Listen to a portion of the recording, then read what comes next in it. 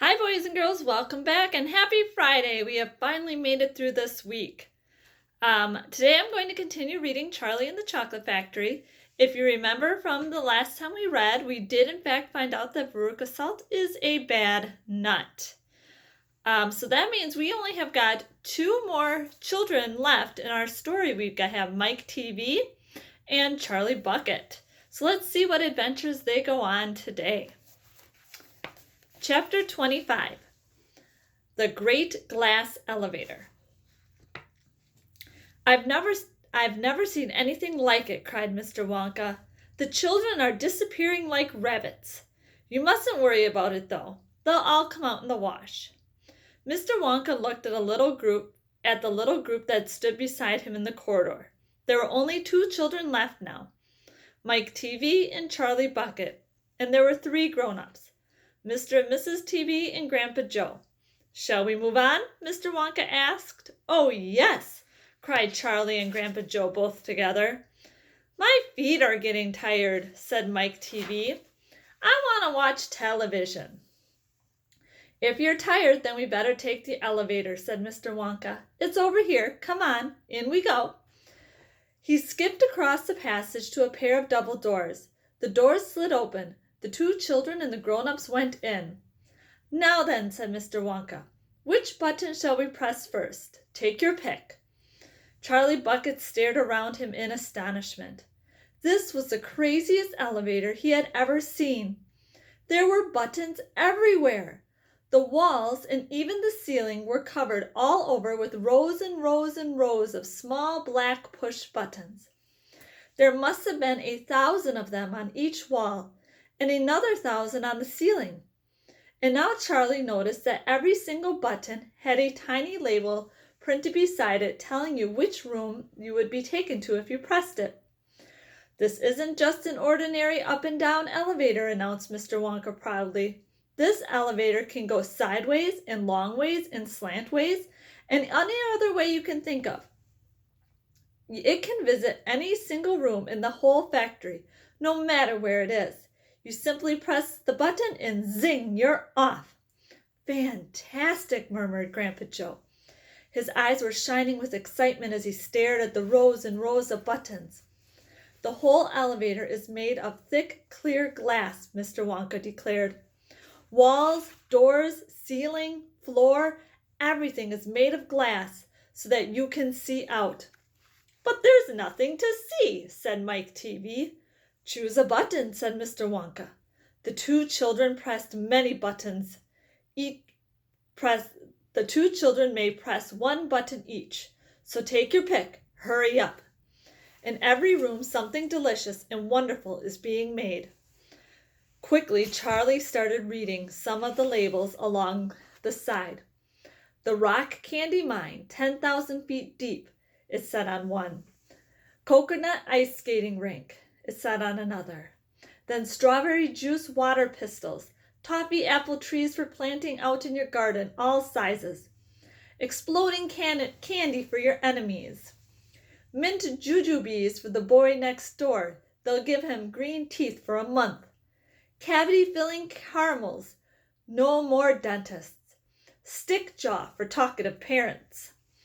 Wriggle sweets that wriggle delightfully in your tummy after swallowing. Invisible chocolate bars for eating in class. Candy-coated pencils for sucking. Fizzy lemonade swimming pools.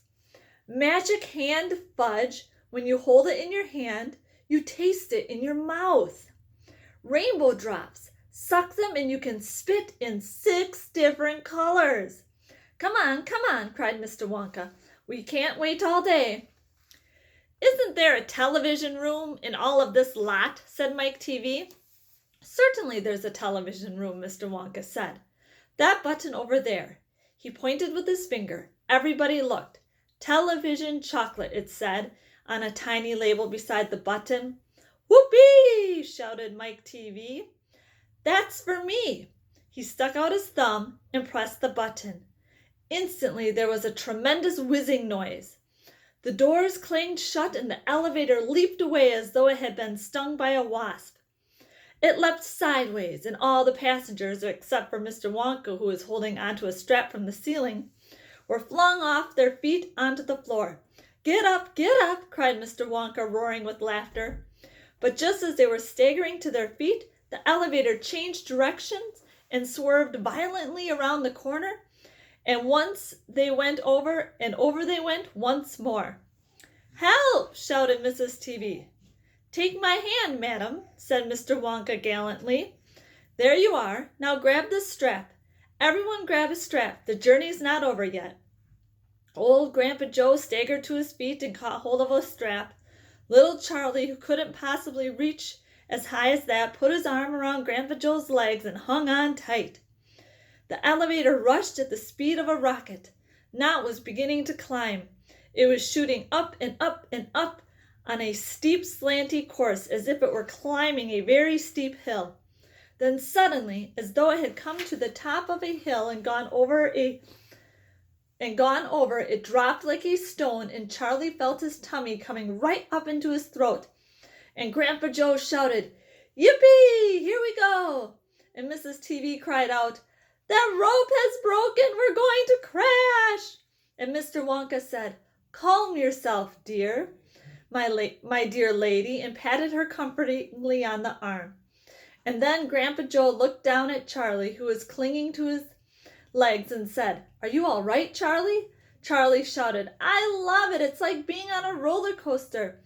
And through the glass walls of the elevator, as it rushed along, they caught sudden glimpses of strange and wonderful things on and in some of the other rooms.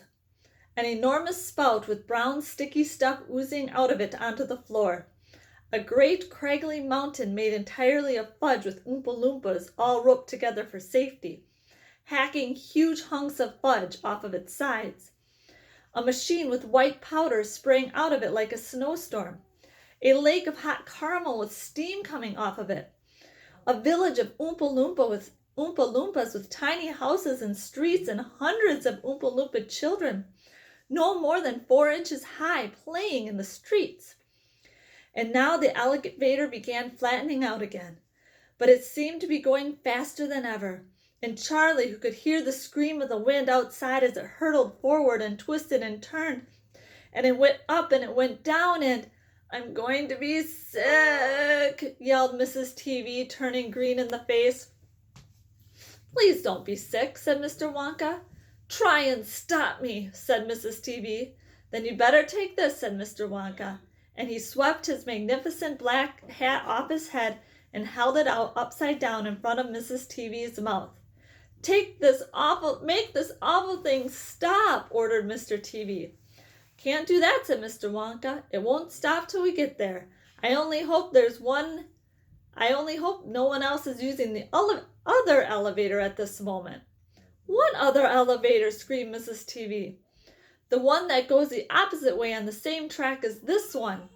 Holy mackerel, cried Mr. TV. You mean we might have a collision?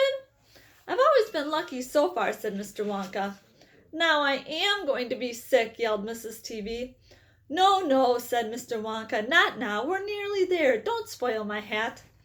The next moment they were screaming of brakes and the elevator began to slow down. Then it stopped altogether.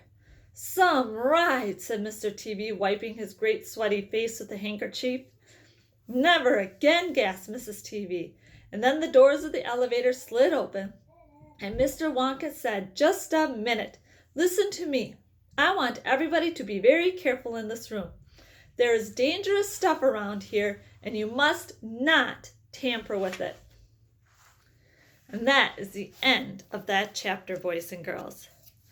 Next week, when I'm reading, I really want you to be focusing on our strategy of visualizing, because good readers are always visualizing. They're thinking of, they have a mental movie going on in their head, and they can see the words and the scenes, and they could smell the smells that the book is describing. So I want you to continue, and I want you to start using that strategy that we talked about earlier this year, and continue to use that strategy as we are reading read-alouds throughout the rest of the year.